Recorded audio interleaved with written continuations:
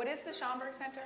To me, it is home. The place where we come to see who we really are, not just somebody else's reflection of who we are. The Schomburg Center is a place of culture. It's a place of history. It's a place of knowledge. The Schomburg Center, to me, is a repository of all of the things that has documented our sense of worth as a people. For me, that means that it is a place of immense power. The Schomburg Center is a public research library and a cultural institution for the study of the Pan-African world. It is perhaps the best in the world. My Schomburg Center is Arturo Alfonso Schomburg. Arturo Schomburg said, Black history and culture and intellect exists at a time when most people didn't believe that. He collected those evidences, and that became the beginning of the collection. And has expanded and has grown to where it is now a world-class institution. It holds over 10 million items. There's no parallel anywhere that brings to light what we as people of color have done, what we continue to do. Black culture is all culture. The universals that animate everyone's life happen here for all people. The Schomburg for me is one of the center pillars of Harlem. When I started the journey of finding out about Red Rooster and Harlem, the very first place I went to was the Schomburg. Researchers from around the world come and use what we have here. I could not have written just about any of the books that I've written without the Schomburg Center's archives, resources. The Schomburg Center is much more than a library. We encourage lifelong learning and exploration. The Junior Scholars Program is a Saturday program with students from 5th grade to senior year in high school to help them learn about Black history and culture. Learning about my history is important because it teaches me who I am. The Schomburg Junior Scholars Program is going to do nothing but uplift them. So many talented and brilliant people have walked the corridors of this amazing institution over the years. From Octavia Butler to Toni Morrison and James Baldwin, Ella Fitzgerald, Alvin Ailey, and Harry Belafonte, who graced the stage in this room of the American Negro Theater. This place evokes great memories. It was a gift to us in our community to really try to find that space to reflect expressions of Black experience. I just knew that the environment, what I saw these young African Americans doing, was a place I needed to be. What is my Schomburg Center? I'm standing here at the Cosmogram, which underneath holds the ashes of the poet Langston Hughes. On the evening when this Cosmogram was dedicated, people began to empty out of the auditorium. A jazz trio struck up, and to my amazement, Amira Baraka went over and asked Maya Angelou for a dance. And they started to dance on top of the Cosmogram, on top of the ashes of Langston Hughes, and I felt what a fitting way to kiss the memory of Langston. The Schomburg Center is a research institute and a library, but it's so much more than that. There's something going on every day. So many amazing people come here to talk about their creative craft, to share what inspires them. The Schomburg Center's collections help to tell stories even beyond our walls. The Schomburg Center is here in this exhibition at MoMA, One-Way Ticket, Jacob Lawrence's Migration Series. We depend on the resources of the Schomburg to enable us to tell this story. Thinking about the implications of the past on the present is absolutely crucial for understanding the next steps, understanding what we have to do to go forward. We today have the responsibility of making sure that new artists and activists, new scholars and poets know that this place continues to be a resource and a source of inspiration for the work that we must continue to do. The Schomburg Center is knowledge. The Schomburg Center, to me, is education. The Schomburg Center is home, it is family, it is foundational. Schomburg Center is inspiration. The Schomburg is with me in everything that I do. Community, inside and out. The Schomburg Center is us. The Schomburg Center is you, and we invite each and every one of you to find your Schomburg Center.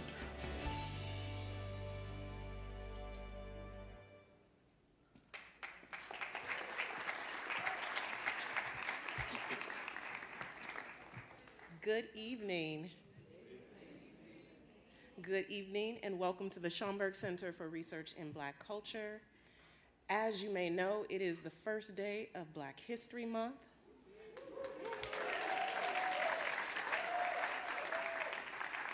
But I am pleased to state that every month remains Black History Month here at Schomburg.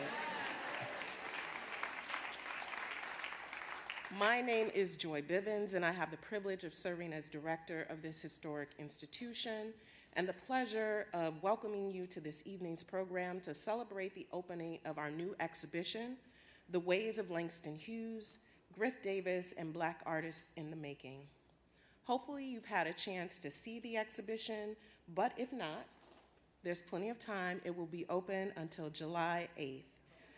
So keep that in mind. Also, you know, it is Black History Month, so we have a wonderful slate of programming this month, and if you'd like to know what we're offering, I encourage you to visit schomburg.org to learn more about our programs. In case this is your first time at the Schomburg Center, I'd like to share a bit about who we are and what we do. We are a free public research library dedicated to collecting, preserving, and sharing materials that reflect the global Black experience.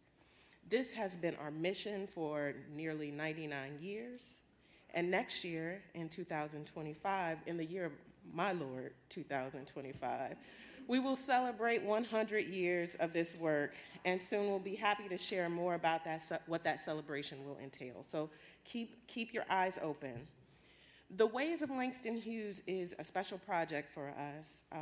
This photographic exhibition offers an intimate look at Hughes's relationships with students, performers, and creatives at different moments in the development of their careers and their practices through the lens of a singular friendship with photojournalist Griff Davis.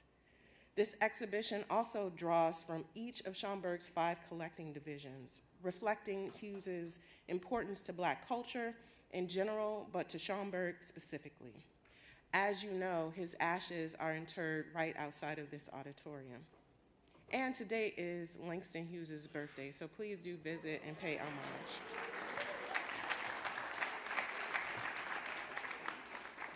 Tonight's program will feature a conversation between our own Associate Director of Exhibitions and Public Programs, Novella Ford, and Dorothy M. Davis, President of Griffith J. Davis Photographs and Archive, and the daughter of Griff Davis. She has unearthed, researched, managed, preserved, and promoted her father's legacy as an internationally renowned pioneer, photographer, journalist, and senior U.S. Foreign Service officer. Dorothy Davis grew up in an African-American U.S. Foreign Service family and followed in her father's footsteps as a pioneer in the area of international development communications. She was born in Liberia, raised in Tunisia, Nigeria, Switzerland, and in the U.S. Ms. Davis was shaped by the combined experiences of her parents as well as her own experiences. She has a unique career path that thrives at the nexus of private, public, and nonprofit sectors, and the range of her clients include, for her company, Dorothy M. Davis Strategic Global Consulting. She works with the Congressional Black Caucus Institute, Global African Diaspora Initiative, Prosper Africa, the Andrew J. Young Foundation, Africa America Institute, and a network of the United Nations system. Since her father's death, she has promoted her father's photographs and archives across diverse platforms to a wide spectrum of audiences across the globe, and she is the primary source and contextual authority on his remarkable life. Now, the first voice you will hear following mine is Felicia Cade. She is the programs manager for Langston Hughes House and leads a weekly Saturday poetry workshop called Langston's Parlor. She was also named LA's Voice of the Next Generation. It's fitting that we bring a poet to the stage to mark this day. Following her, you will hear from Dorothy Davis, and then Novella and Dorothy will be together on the stage. And I'd like you to join me in welcoming them all to the stage, but please welcome Felicia Cade.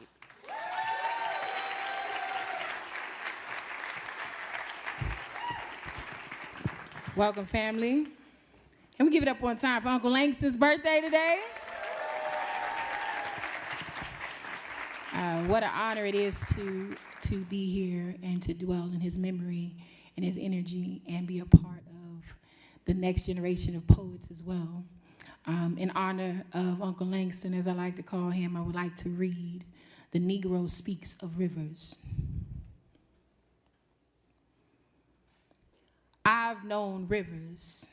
I've known rivers ancient as the world and older than the flow of human blood in human veins. My soul has grown deep like the rivers. I bathed in Euphrates when dawns were young. I built my hut near the Congo and it lulled me to sleep. I looked upon the Nile and raised the pyramids above it.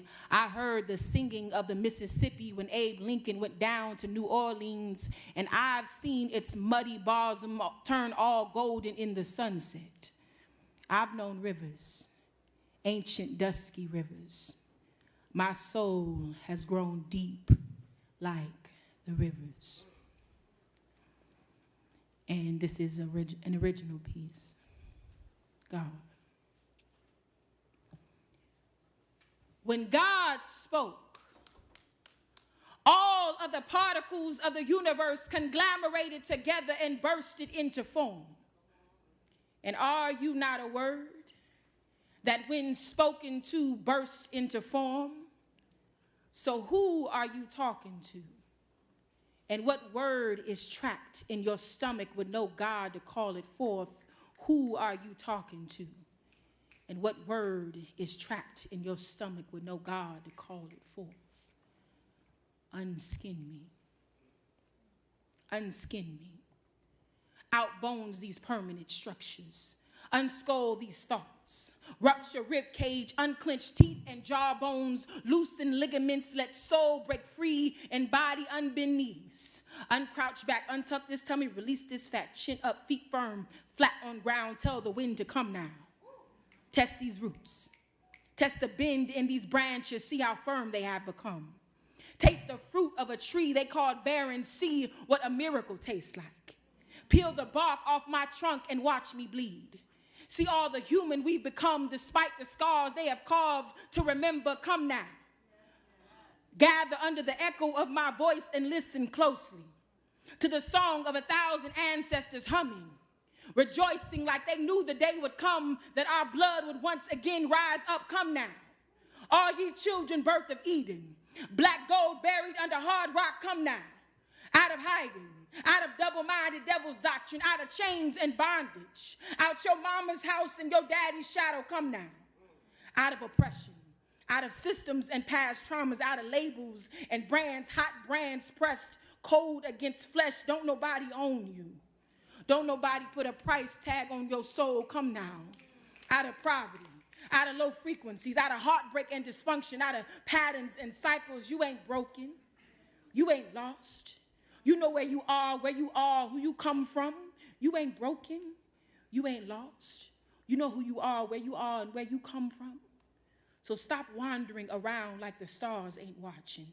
Like the sun don't know you by name. Stop praying. Stop asking for the things you got the power to call forth. Come now into the promised land. Open your hands, open your eyes, and see that all of creation bows in reverence to bear witness to you. The unveiling of you. For you are a chosen people. For in you I have planted something new. Something this world has never seen, but you will never see it if you don't move. Move, child. Move. Move, child. Move. Thank you. Langston Hughes family, I see y'all. Thank you so much.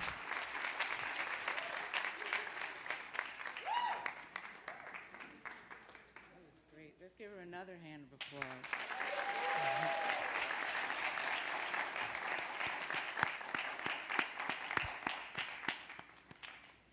Thank you, Joy, Novella, Laura, Leah, and Lisa for making my dad and my dream come true.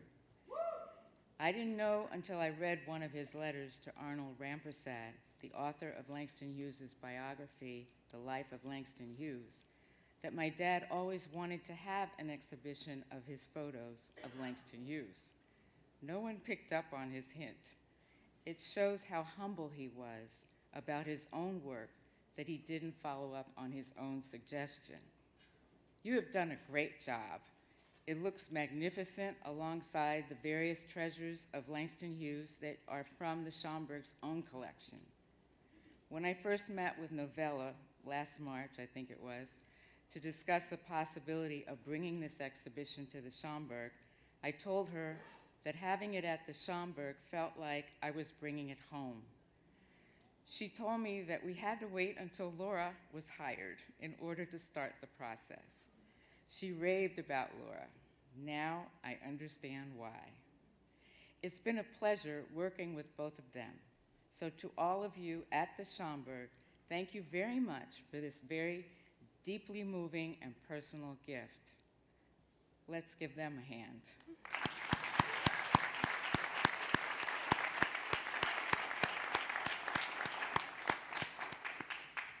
It's particularly moving that we are standing just a number of feet away from Langston Hughes' final resting place as we celebrate his birthday. I feel like I am on hallowed ground. This is why having the exhibition here is like bringing my dad back to his Harlem neighborhood to see an old friend in his new home. It is the right place to unveil the intimacy of their 20-year friendship as two Black men who helped each other pursue their respective dreams against all odds. That is essentially what their friendship boiled down to. In this day and age, we rarely get to see the inside of friendships between Black men. It is by reading the letters that we are able to see Langston Hughes, the public persona, as Langston Hughes, the human being. For my brother Ben and I, he was our dad's friend. He was also the friend of our mom, Muriel Corin Davis. He was a close family friend. In fact, I didn't know he was the Langston Hughes until I read his obituary in the New York Times in 1967. Our parents never told us who he was to the outside world. I had to discover it myself. I first had this exhibition at the Florida Museum of Photographic Arts in Tampa in 2020. Its title was Griff Davis, Langston Hughes, Letters and Photographs, 1947 to 1967, A Global Friendship. At first, they just wanted to show the photographs. Makes sense. After all, they are a photographic arts museum. Yet, I was adamant that the exhibition had to include the letters because I wanted the public to see him as our family saw him. In seeing him as a human being with the anxieties of, let's say, paying the rent every month, you begin to understand that it was their friendship that made them equal. Obviously, their public persona did not. While my dad and mom admired and respected Langston Hughes, they were not intimidated by his talent or global success. In fact, the letters provide us with insight into the depth of their personal resilience to the circumstances in which they lived. These are lessons that we can all use in our present day as we pursue our own dreams against all odds that are oh so familiar. So it is within that context that I hope this exhibition inspires you. The celebration of Langston Hughes' birthday is taking place during the 100th year of my father's birthday and the 30th anniversary of my company, Griffith Davis Photographs and Archives. This exhibition at the Schomburg is one of 7 exhibitions currently displaying Griff Davis's photographs in 4 countries, United States of America, Canada, France, and Liberia, on 3 continents, Europe, Africa, and North America. You can go to our website at griffdavis.com to see the full list.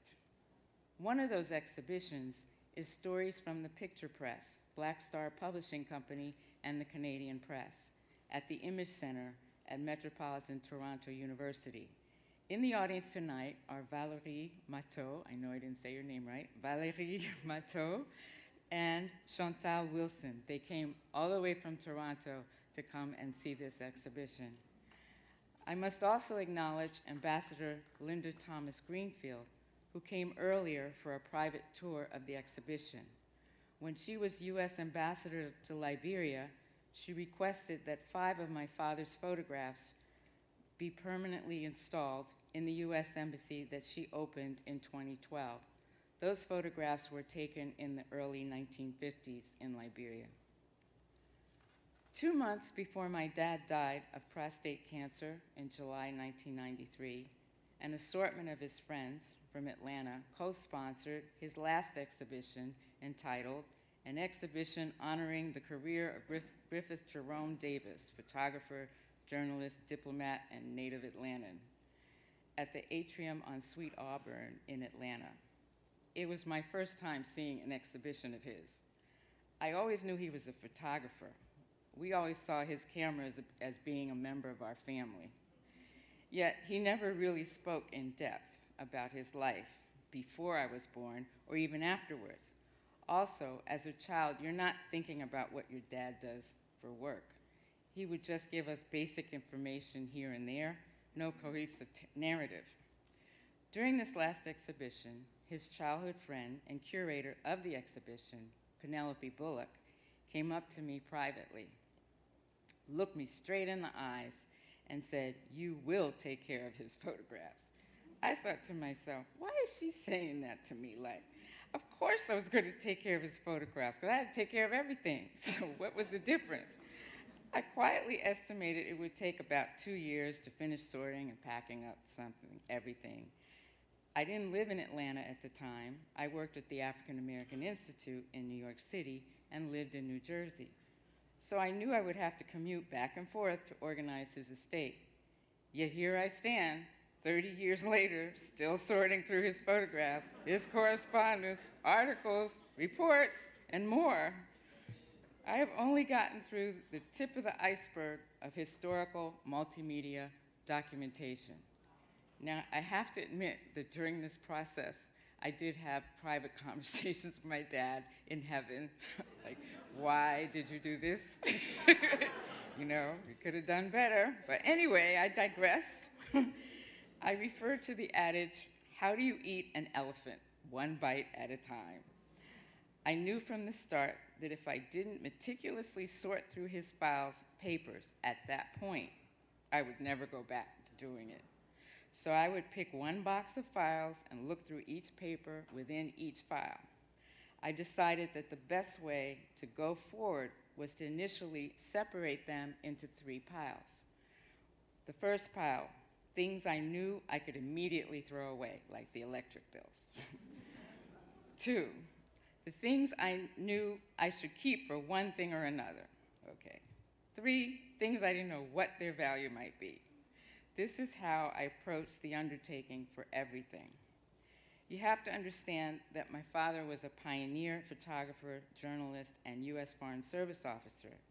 That meant that he had a lot of photographs of all kinds of subjects and a lot of paper in the form of personal and professional correspondence, country reports, articles he had written, and ephemera in the form of inauguration programs, etc. The list is too long to itemize here. I decided that there was no way that I could go through all the papers and what I came to find out, all the 55,000 photographs he said he had. So I decided to only focus on organizing the papers. When I started finding letters from Langston Hughes, or the carbon copies of letters from my dad to Langston Hughes, remember carbon copies? I put them in the things I know I have to keep pile. Given the dates that they were written, I didn't know how many survived the multiple family moves over decades. So I developed the Langston Hughes pile in addition to the Kwame Nkrumah pile, in addition to lots of other piles with their own names. Every time I saw something relating to Langston Hughes, no matter what it was, I would put it in that pile. Mind you, I was doing all of this alone in a 4-bedroom house in Atlanta while commuting back and forth to my job and home in New Jersey. I didn't have any staff or hire anyone to do it. I knew I was the only one who could make sense of its contents because I knew the parameters in which he lived. I knew the countries in which he worked and we lived. I knew the people in his life. I knew the historical and cultural context and importance of many of his archives. For those who had no idea of what our life entailed as a Foreign Service family, his archives would not necessarily be appreciated or understood. Most importantly, I knew his mindset and his approach to things in his life. So I knew that I had to do it and began to understand why Penelope Bullock essentially passed the baton to me. So I continue to persevere alone with some help from my daughter, who's probably had enough about it. But she's been very helpful. My daughter, Joelle Joseph, had just turned 4 when her grandfather died. They had had a good relationship. I was multitasking to the maximum. Mother, daughter to my mother, wife at the time, working at the African American Institute, responsible for managing high-level events that included heads of state from Africa, UN officials, etc. When I returned to my apartment on Roosevelt Island, I combined the 2 piles and put them into chronological order by date. I then read them in order to start understanding their relationship and to be able to create a narrative about it. They were interesting to read and provided insights into who they were at different stages of their life. I matched the dates of the letters with my dad's resume to help me determine where he and my mom were living and what was he or they doing around the date of each letter. And so that is how I've been operating for the last 30 years. And Langston Hughes is just one. Okay, just one. I also thought I would add to this my first memory of him. My first memory of going to Langston Hughes' home at 20 East 127th Street, when I think I was probably 7 or so. I remember walking through the gate and going down a few stairs to get to the door that was under the main stairs to the front door on the first floor. When we walked in, Aunt Toy, his aunt, greeted us and quickly whisked my brother and I to the kitchen for some pink lemonade. My parents went into a room on the left where Langston Hughes was sitting. They were going to have adult talk. So we stayed in the kitchen with the red linoleum floor. That is all I remember of his house. And then the other thing I found out later was that he had actually given me an autographed copy of his children's book, The Book of the West Indies, for Christmas when I was 3 years old. I proceeded to show everyone how I could write by scribbling all over it. It was my very early introduction to the West Indies. So in closing, I just want to paraphrase a line from Langston Hughes' poem, Mother to Son. Now, there's no way I'm going to be able to do it like Felicia did hers, okay? So bear with me. This 30-year journey for me ain't been no crystal stair. It's had tacks in it and splinters and boards torn up and places with no carpet on the floor, bare. But all the time, I's been a climbing on and reaching landings and turning corners and sometimes going in the dark where there ain't been no light. So boy, don't you turn back. Don't you sit down on the steps, 'cause you finds it's kinder hard. Don't you fall now, for I still going, honey. I still climbing. This journey for me ain't been no crystal stair, but it's been very rewarding. If you are interested in knowing more about Griffith J. Davis photographs and archives, I ask you to go to our website, griffdavis.com, where you will see additional photographs. And I just wanted to join everyone in wishing Langston Hughes a happy birthday. Thank you.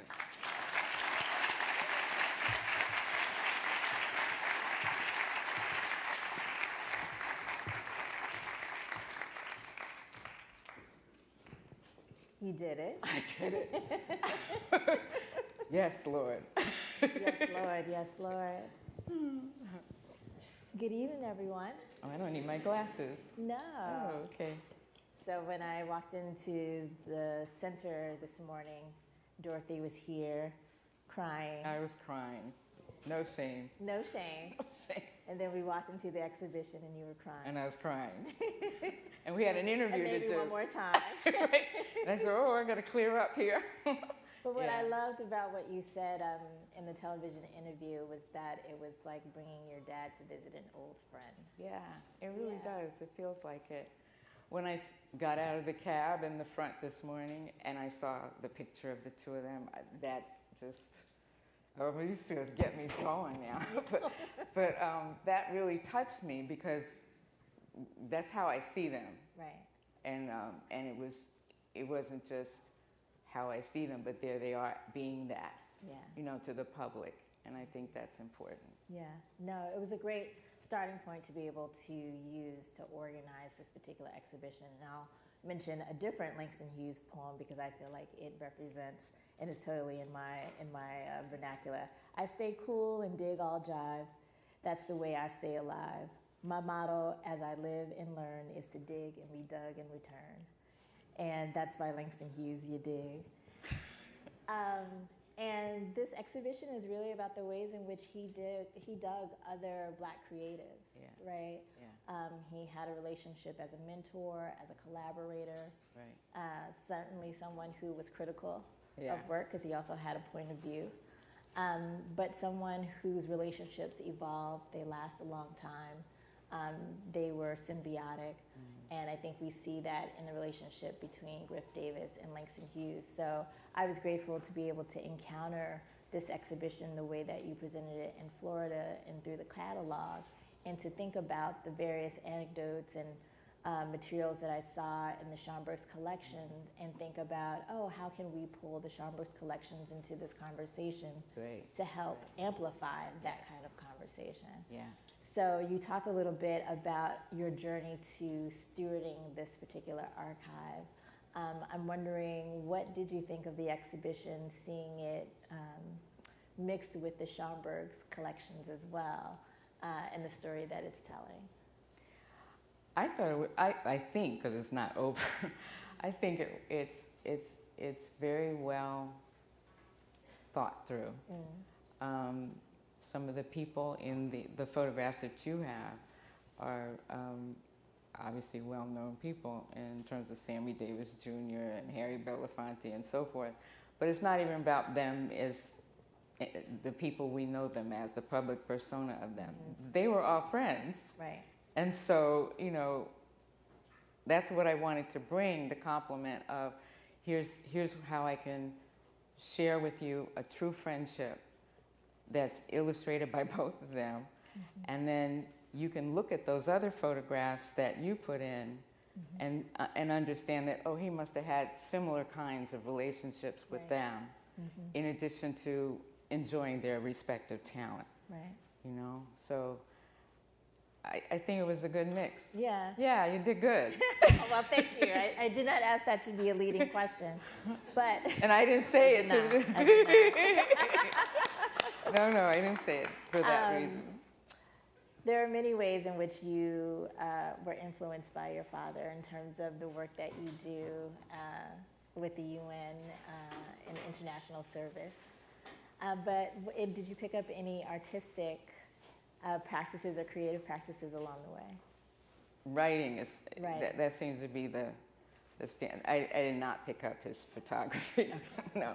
I mean, every once in a while I hit. Yeah. But technically, no. But what I have done, because I've been doing all of this, is I've gotten an eye for photography. I find this really interesting. I think if my dad was here today, he would be very baffled that I'm the one doing this. Why is that? Because growing up, I was a little rebellious, let's say that. I was a little rebellious, and he was always trying to figure out, well, how am I going to deal with this one, right? And so we got through that period. We always have a period like that. So we got through that period, and then we became really close, and I became like his confidant and his buddy, in a sense. He would pull me into projects, things like that. And so what I have learned is this process, and it just clicked like yesterday or the day before, is that I'm really like him. In more ways in than more you ways realize. than one. Yeah. So in a sense, this whole thing has been a journey to self. You know, like I say, I describe him as, what do I say? Pioneer, African-American, obviously, photographer, journalist, and U.S. Foreign Service officer. The other day I was talking to somebody, and I was telling them that I realized that, no, I have been a journalist. We both went to Columbia J School. So I am a writer. I am not a photographer, but I am working on his photography. Right. And then I'm a Foreign Service brat. So like, oh, that's really aligned, right? It's almost like being embedded, right? So now I understand why I understand him, you know, and why it's important to save these things. When I started going through his stuff, his work, his work papers, his private papers, I realized he was handling my grandmother's papers. He was handling the previous, the aunt, my aunt, and so forth. There it was. He didn't even tell me that. So I had to go through all of that as well. But it was good because it helped me give me the whole lineage, right?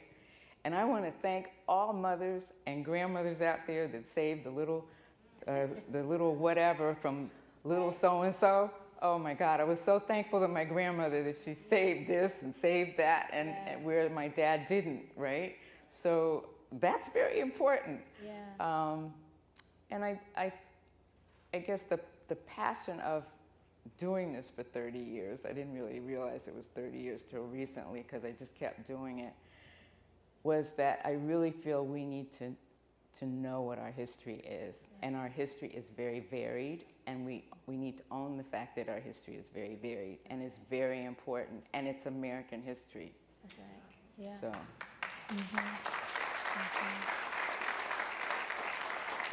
You talk about your father as being a pioneer, you know, in the work of a Black man as a diplomat in the Foreign Service. Could you talk a little bit more about that career, and then also what drew you to it? Okay, it's two different. Okay, so the first, the answer to the first one, he did a lot of firsts. I thought, when I started putting the narrative together, no one will believe me that he did all this, but he did. Yeah. So he's the first roving editor, right? So that's Langston Hughes helping him do that. And then. And what's a roving editor? A roving editor, basically he could go shoot whatever story he wanted to. Because you got to understand, Ebony was what, two years old by then? Mm-hmm. So John Johnson needed all the help he could get, basically. So he shot all kinds of things. And for instance, he shot a photograph of Thurgood Marshall when he was the lead counsel for the NAACP. With the case. The case was Ada Lois Sipwell versus University of Oklahoma Law School.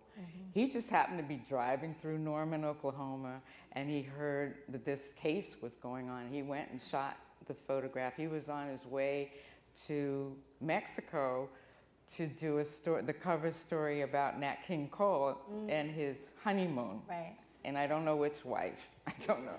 But I don't get into all that, right? But they were pretty pictures, I'll say that.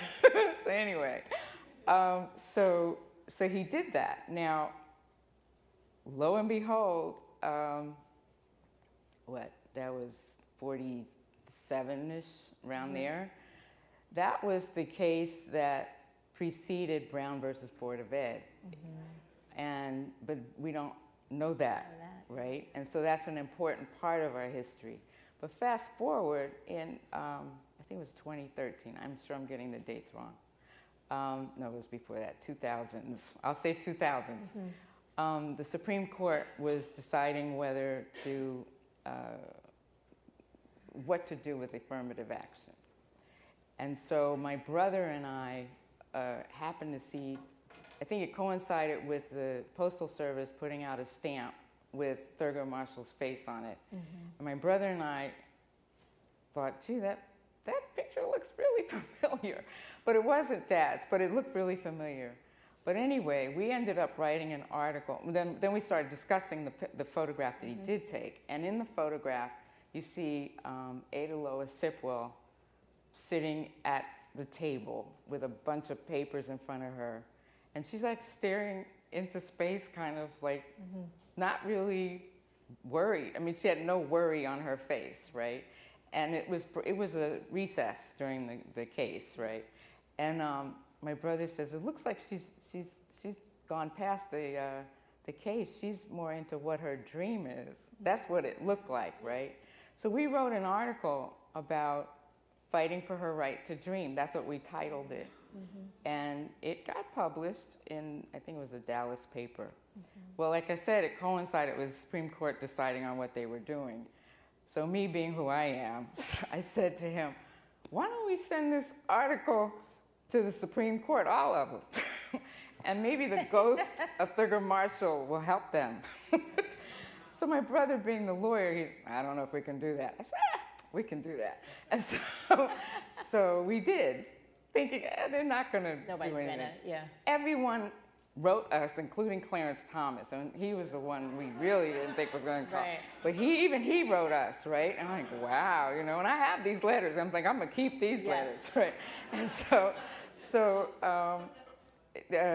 but one of them was Justice Breyer, Stephen Breyer, and he wrote, I think our archives would be interested in having this print because we don't have any photographs of that era in Thurgood Marshall's career.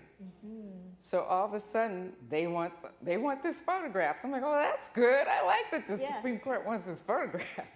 But then I said, okay, but we're not just gonna like give it to you, right? We need to have something, you know, like an event, you know, to do it properly, to make it a moment, right? So I told them that. I told the curator that. She said, well, you know, we have these rules and blah, blah, blah. I said, okay, whatever. So it took us 2 years, 2 years to try to figure out where I could actually give this print to the Supreme Court without causing some issue. So finally, one day she said, okay, I think we can do it at Howard University School of Law. So, okay, what's happening there? So she said, well, Justice Kennedy is going to give a lecture there on such and such a day, and I think that would be the appropriate time. So, what year was that? So you're going to get me, maybe 2007, something like that. I was at the School of Law. You were at the school? I was doing development for the School of Law with Dean Kurt Schmoke at the time. Yeah, he was the one. Yeah, I remember the lecture. Oh, wow. Look at that. Go, girl. Wow. Yeah. Okay. Well, we disrupted the lecture. I mean, I said to my brother, I said, we're going to take 2 prints because if Mrs. Marshall shows up, we want to give her a print. Right. So we took the 2, we framed it, all that, and then the moment came, and my brother being the lawyer, he took the lead on that, right? So he and Justice Kennedy had this long legal discussion about whatever, and we gave it to him, and then Mrs. Marshall was there, so we gave it to her. Now my mistake was I didn't have a 3rd one because I got a little bit blasted about that. I mean, you know, they were like, "Where's ours?" I'm like, "Oh, it's coming, it's coming, it's coming." So yeah, so this is what I'm saying. These are the backstories that happen with the photographs, in addition to whatever the subject matter was that the photograph was taken about. Yeah. We're going to go through a handful of photos that are in the exhibition because I think you have some really interesting story for each of them, but thank you for sharing that. We're going to go to the slideshow, and as they set that up, I want you to talk a little bit about what you've learned about archives that you are employing in your own archives? Because it sounds like you may have quite, you have your own I didn't legacy answer your for sure. second question. So we'll get into that answer right. while also talking about the legacy and thinking about your own archives. Well, I want to thank Boston University School of Communications, which is now something else, College of Communications, Columbia University Graduate School of Journalism for teaching me all the skills that they taught me, which was supposed to make me a journalist. But since they wouldn't let me become an international journalist, I left it. I said, no, okay, I don't want to do that. I want to do international journalism. That's a whole nother story. Okay. So anyway, I have used all of those skills to do the archiving. And I am forever grateful. And now when you think of destiny, I think that was the whole purpose of me going to those two schools. You would not have known. I would not have known what to do. That's so interesting. Yeah. Yeah. Do we have the photographs? Thank you. So this first photo that we're starting with ends up being the cover of the Ways of White Folks, and this is the photo that's on the intro wall when you walk into the exhibition. Do you have any other background information as it relates to this one? Well, I'll call it the original photo, the non-cover photo, that was taken in Langston Hughes's room. Essentially, he had a faculty room at Atlanta University, and he used to add my dad, take a picture of him, but I'm sure my dad took a series of pictures, and this is the one he chose. And I don't know how it got on the cover. I mean, I know that Langston Hughes liked it, and therefore it was on the cover, but when you see other iterations of that book, you don't necessarily see the photo with it. So, but it's striking. It's striking. I love it. That's one of my favorite photos as a writer. See, I love that photo. Yeah. I'm glad that we get to see the full image. I mean, you have the typewriter in the exhibition. We made it a point of showing a lot of photographs of Langston Hughes at work at a typewriter, apparently a cigarette in his hand. He must have been a regular smoker. And so to be able to see that full one versus what many people may encounter when they go to a library or even an archive on the cover of the book is really sort of cut in close. Right.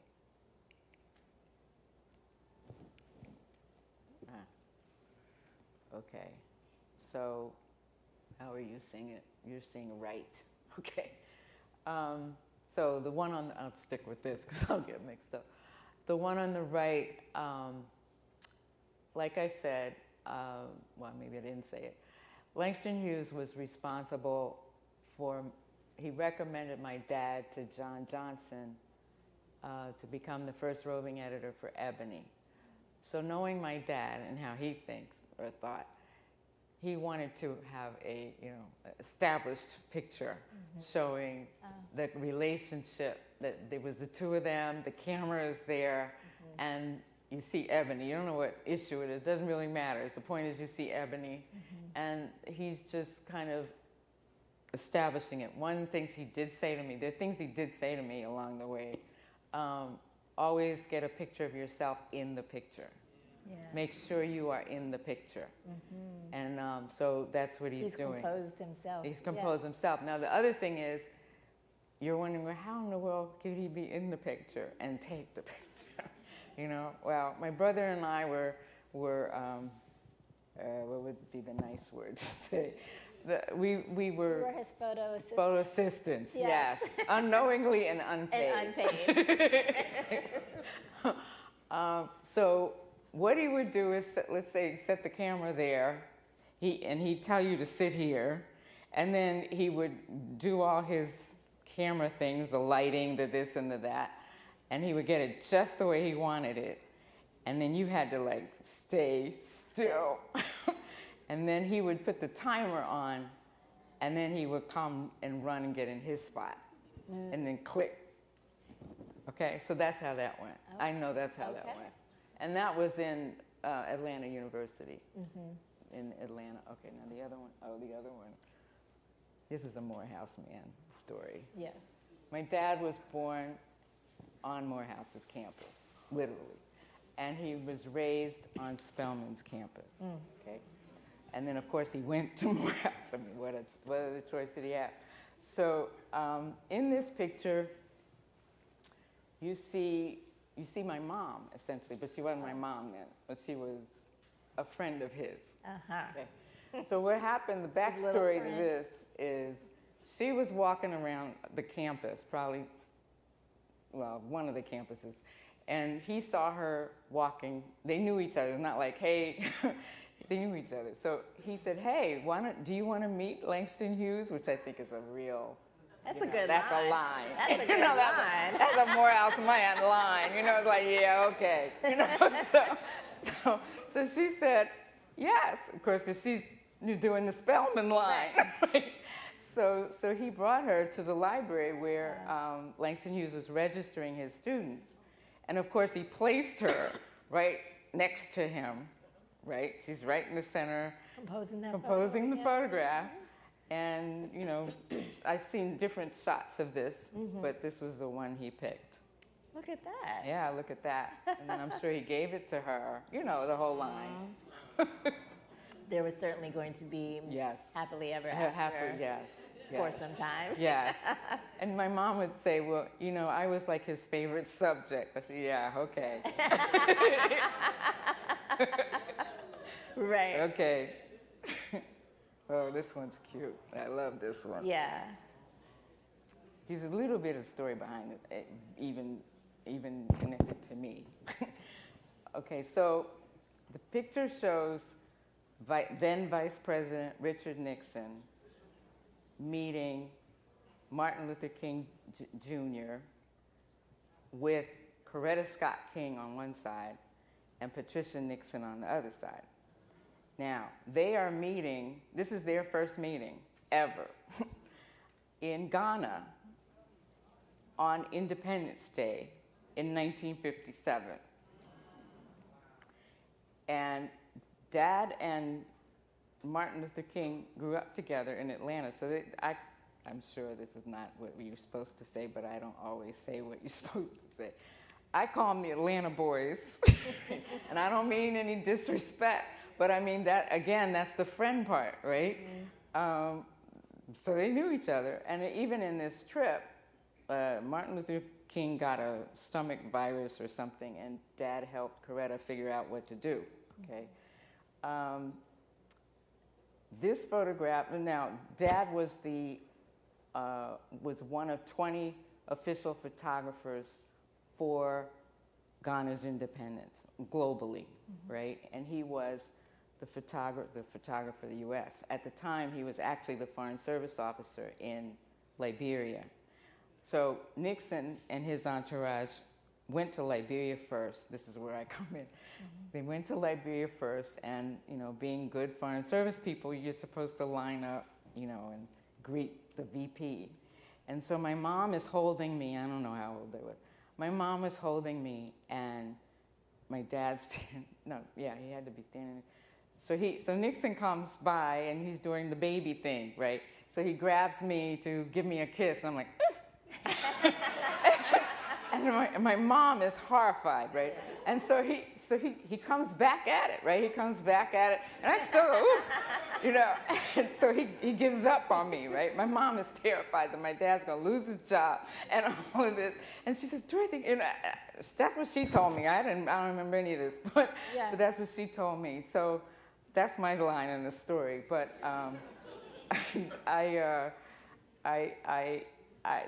the worst part of this, or maybe most telling part of this story, is that it was banned. The U.S. government banned it from being shown in the U.S. because they were just coming off of the Montgomery bus boycott. And so it would have been, according to the U.S. government, too volatile.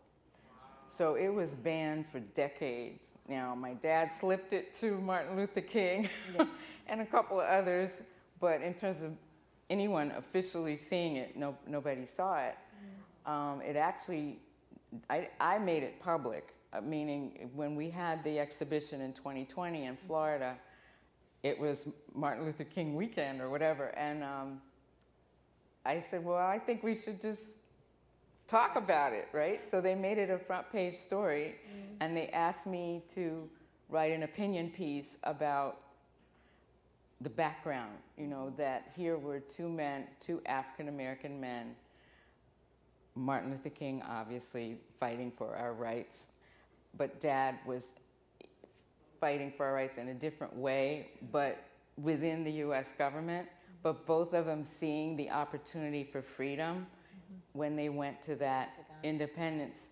And both of them, Dad already knew Nkrumah for about 5 years. I don't think Martin Luther King, no, he did know him because it's Lincoln University and Morehouse and that whole crew, right? So, and it was actually Nkrumah who invited the Kings.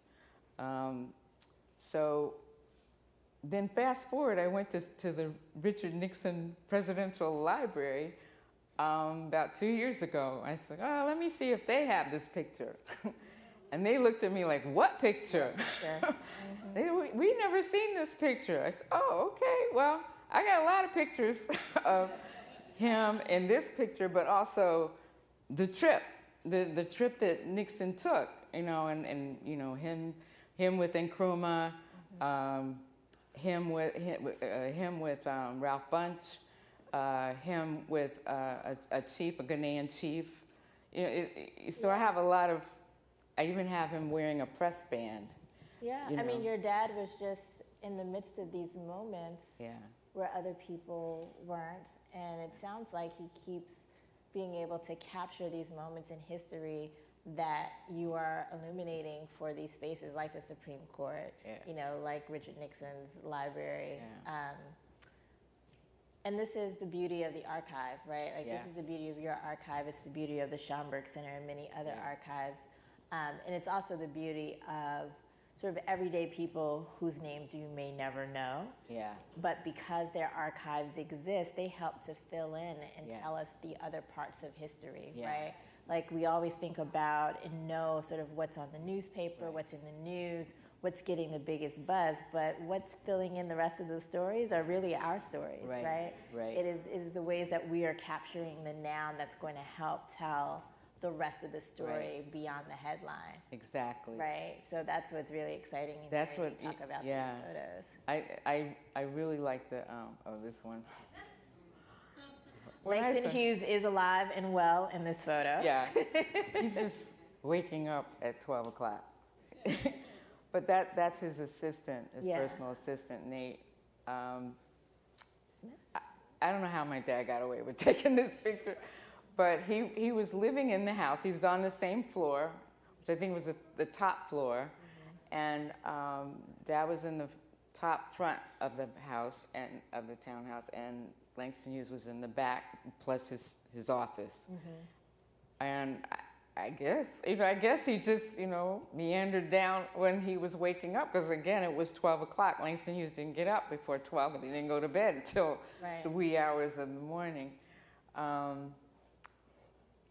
I was just really shocked when I saw this one, because I thought, well, Langston Hughes, would he have allowed him to show people this picture? But I'm sure he showed it to them. So it's actually 2 photos in the exhibition, and I really had to like look in a little closely, and then I was like, what is happening in this photograph? But he would receive all of his morning correspondence and any kind of newspaper before he got out of bed. I mean, that's the life, or some version of a life, right? And you also fall asleep. Right. So this is Langston Hughes, also in his home on the East 127th Street, which I presume Langston Hughes House folks, there will be opportunities for the public to visit the house beyond the parlor in some future. Is that true? Yes, okay. But I love, this is a triptych. There's actually 3 photographs. We chose to showcase one, which is this one. But Langston Hughes really at work and very comfortable in his own skin. And trying to figure out what the next word's gonna be. I wanna say one thing. There's a woman named Donna Akiba Sullivan Harper, who is an authority on the Simple books. And she is a retired professor specializing in Langston Hughes from Spelman. Anyway, when she was doing her thesis, this is around 1987, she interviewed my dad about living in the house. And it's very detailed as to how, like what signals, how did you, if you rang this bell, how did you know it was that person that you were trying to reach? It's like coded, right? And so I have that, and I guess I'll share it. I'll share it, but it was helpful to see how the house ran. Right. Because when you read the letters, you know, he talks about, well, so-and-so who had been living in the house or was still living in the house was now doing such and such. So that's why it was like a family, you know. All living in the house and very different personalities. But yeah. And this is the last photo. Yeah, this is my favorite. Yeah. This is in Atlanta. It's at an elementary school. Yeah.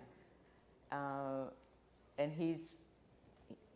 I guess he was lecturing or something, you know, talking, not lecturing, but talking to them, and they just clamored around him, and then Dad took the shot. And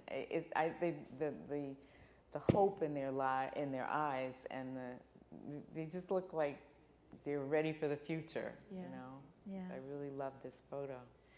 This photo is, of course, features prominently in the exhibition, and there were a lot of photos of Langston Hughes with young people around this age. We didn't include all of them, but something that stood out for me is that he always looked comfortable in these spaces. And when we are thinking of the title, Black Artists in the Making, I'm thinking about the littlest ones, right? Being able to meet Langston Hughes and maybe not even know he's Langston Hughes, right? But may have that same story, like, oh, that's the Mr. Hughes that came to my class, you know? Right on up to your Dizzy Gillespie's. Right. And such. So I thought it would be apropos to end here, thinking about children as our future, thinking about the ways in which Langston Hughes interacted with young people. Yeah. And even your dad was a young person, at least, to Langston Hughes. Yes. So thank you so much for sharing your father with us. Oh, thank you. Spending this time with us. Thank you. Thank you.